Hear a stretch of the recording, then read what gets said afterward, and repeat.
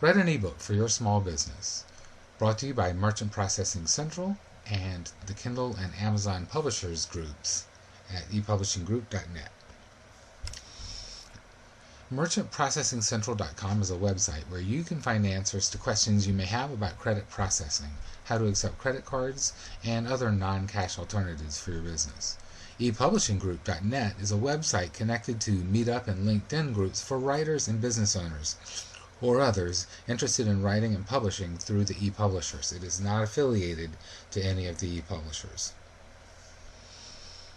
I am a credit processing consultant. I help businesses take credit cards and other non-cash payment alternatives. If you need to understand something about credit processing, from why the fees are computed in the mind-boggling ways that they are, or how to know that you're getting a good deal on your credit processing, you should come to me. Why? Because I wrote the book on it. You can find my book, A Primer on Merchant Processing for Small to Mid-Sized Businesses, at my website, merchantprocessingcentral.com, and on Kindle, although it's called a slightly different thing on there. I refer to it in emails and on my business card and in all the social media. Ebooks are really good for that. Business owners are often contacted by salespeople for merchant processing companies, and these salespeople inevitably offer low rates and high-pressure sales tactics. Not many of them offer a free ebook, however, that explains how it all works and allows for a rational customer decision. But I do. It takes confidence to believe that an informed prospect will become a customer, right? So here's a question. Have you written and published a book or an ebook for your business? And do you think it might help if you did publish a book? If you think you'd like to, check out our Kindle Meetup group in St. Louis, or go to the group website, ePublishingGroup.net, for lots and lots of resources. So why would you want to publish a book? Well, for one thing, you'd probably want to get people to purchase it, to leverage your profits. That's one of the traditional reasons. If you have a skill people need, and more particularly an ability to solve problems that people have, then you can leverage that skill or ability and sell to many more people than you could ever talk to. A book also helps you to leverage your point of view in other ways, too. If you're speaking to an audience, for example, you could have a table at the back and simply sell the books. People do that all the time. They're not really just trying to make money on the book itself, as I'm sure you know. They're helping to build a community that is connected to themselves. You buy the book, or take it if it's free, and you find that there are links or references in that book to products they're selling, groups that are connected, all sorts of things. It's often a great deal for the recipient, but you see how many opportunities that you're being given to buy stuff, and this is a way that the writer of the book can influence opinions. And speaking of influencing opinions, when you write a book, you build your authority with other people, because while there are lots of people who can say stuff, we all know that talk is cheap. Writing a book sets you apart and makes you stand out. It helps increase trust because people can read what you say and come to know you and your opinions. Search engine optimization is a term that we use in the internet marketplace all the time. And it used to mean that, the things that we would do with our website on the page to make it easier for the search engines that are constantly zipping around the internet, linking things and helping people who are searching for things find them. Then it became what we would call off-page search engine optimization. That would be things like articles. And the e-publishing is yet another generation, I suppose, partly because Google has changed the way they do things. And so now when you do a search on Google, Google will take into account connections that you already have with potential search, the search terms and things that would respond to the search terms, and they will put automatically the things that you have the most connections to in response to your search.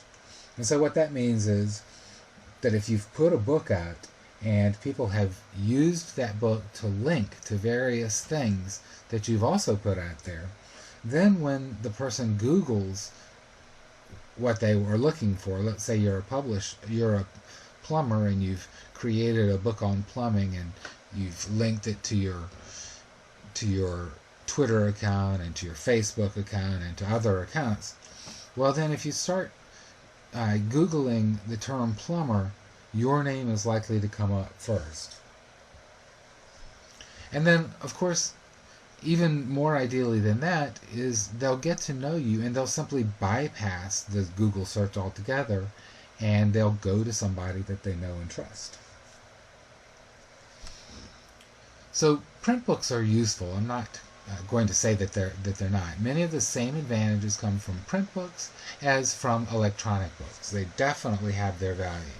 Giving out a physical book is sometimes very helpful.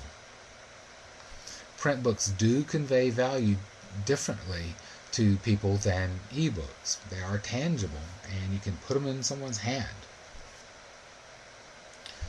So they're good for face-to-face transactions. They definitely give a material sense of value. But luckily you don't have to choose one or the other. You can do both, and you should. You should use print books if those are appropriate to your situation, and you can also use ebooks. This presentation is about ePublishing. You have two main options in ePublishing. You can create a PDF and sell or give the book away yourself or through various distributors, or you can use a publisher like Kindle or one of the others. I actually suggest that you do both.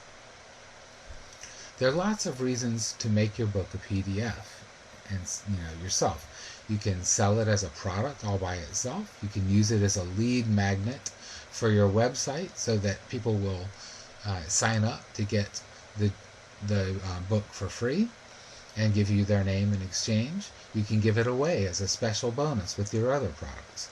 You can use it to explain and describe your other products.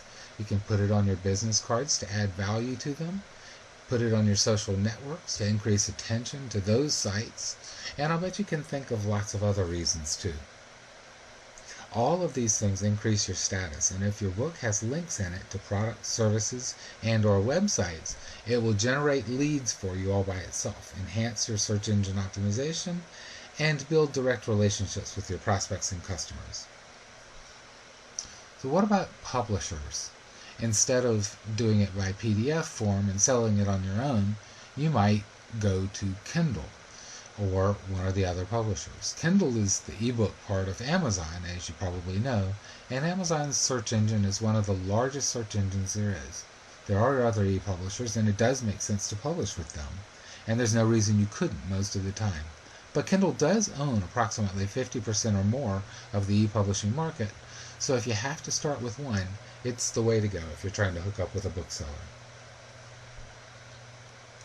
So two reasons to do that.